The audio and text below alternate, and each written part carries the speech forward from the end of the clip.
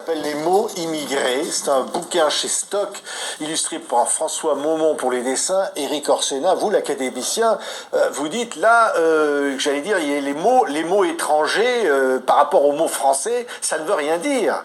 Ben, écoutez, c'est l'histoire. Vous savez, c'est pas l'histoire du fantasme. C'est pas l'histoire de la terreur, c'est pas l'histoire de la haine, c'est l'histoire des faits. Eh bien, il y a plus de mots d'origine arabe dans la langue française que de mots d'origine gauloise. C'est comme ça, les petits loups. Oui. Faut bien vous compreniez, c'est comme ça. Attendez, j'ai employé un mot terrible. Il n'y a pas eu un grand remplacement des mots. Merci professeur, c'est le grand enrichissement.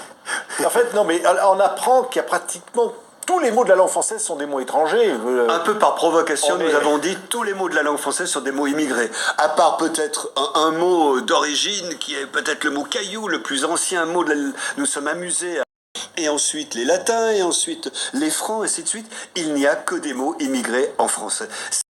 Du milieu de l'Europe, il y a les Arabes. Parce que pendant un moment donné, les Arabes avaient un pouvoir de science et d'invention formidable.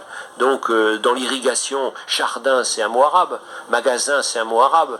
Coton, c'est un mot arabe. Et puis, dans des tas de domaines scientifiques. Algèbre, c'est un mot arabe. Parce que l'invention de l'algèbre, c'est par des Arabes au 9e, 10e siècle, aux alentours de l'Ouzbékistan.